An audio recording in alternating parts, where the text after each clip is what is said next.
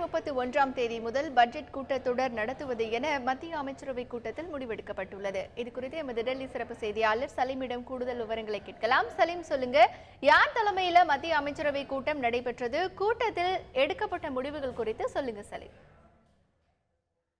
மத்திய உள்துறை அமைச்சர் திரு ராஜ்நாத் சிங் அவர்களுடைய தலைமையில்தான் இந்த கூட்டம் நடைபெற்றது. அதாவது நாடாளுமன்ற விவகாரங்களுக்கான மத்திய அமைச்சரவை குழுவில் யார் யாரெல்லாம் இருக்காங்க அப்படின்னு சொல்லி நாம் எடுத்துக்கிட்டா திரு வெங்கையா நாயுடு, சுஷ்மா ஸ்வராஜ், அருண் ஜேட்லி, பிரகாஷ் ஜாவ்டேகர் இவங்கெல்லாம் இருக்காங்க.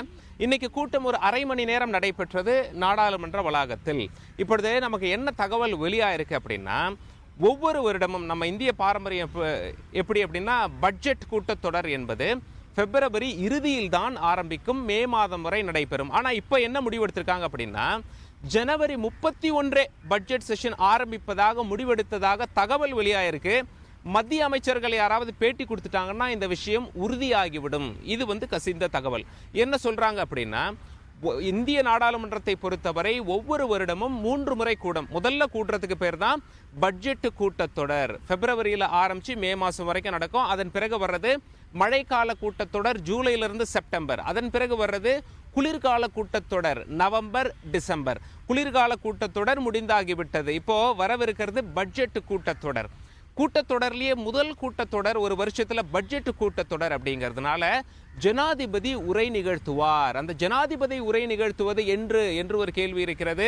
ஒவ்வொரு வருடமும் பிப்ரவரி இறுதி வாரத்தில் நடைபெறும். ஆனால் இப்பொழுது ஜனவரி 31ஆம் தேதி பட்ஜெட் கூட்டத்தொடர் ஆரம்பிக்கும் என்றும், அதே நாளில் ஜனாதிபதி உரை நிகழ்த்தி தொடங்கி வைப்பார் என்றும், இந்தியாவுடைய பொருளாதார ஆய்வறிக்கை அன்றே சமர்ப்பிக்கப்படும் என்றும், அடுத்த நாள் அதாவது பிப்ரவரி 1ஆம் தேதி பட்ஜெட் தாக்கல் செய்யப்படும் என்றும் தகவல் வெளியாகி இருக்கிறது. மத்திய அமைச்சர் ஒருத்தர் பேட்டி கொடுத்துட்டாருன்னா இது கன்ஃபார்ம் ஆயிடும். இப்போது வரைக்கும் இது கசிந்த தகவல் என்று நாம் எடுத்துக்கொள்ளலாம். அது மட்டும் இல்ல, இதற்கு முன்பு வரை ரயில்வே பட்ஜெட் தனியாகவும் ரயில்வே அமைச்சர் தாக்கல் செய்வார். நாம் எல்லாம் டிவியில பார்ப்போம்.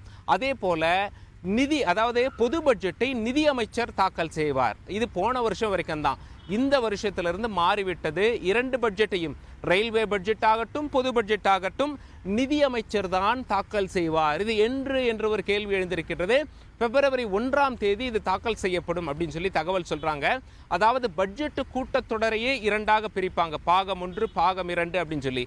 பாகம் 1 அப்படின்னு சொல்லி நாம பார்க்கும் பொழுது ஜனவரி 31ஆம் தேதி ஆரம்பிக்கிறது, பிப்ரவரி 9ஆம் தேதி வரைக்கும் நடக்கும் அப்படின்னு சொல்றாங்க. பாகம் 2 என்னைக்கிலிருந்து என்னைக்கு வரைக்கும் நடக்கும் அப்படிங்கிற தகவல் வெளியாகல. இவை அனைத்தும் கசிந்த தகவலே. மத்திய அமைச்சர் பேட்டி கொடுத்து விட்டால் உறுதியாகிவிடும்.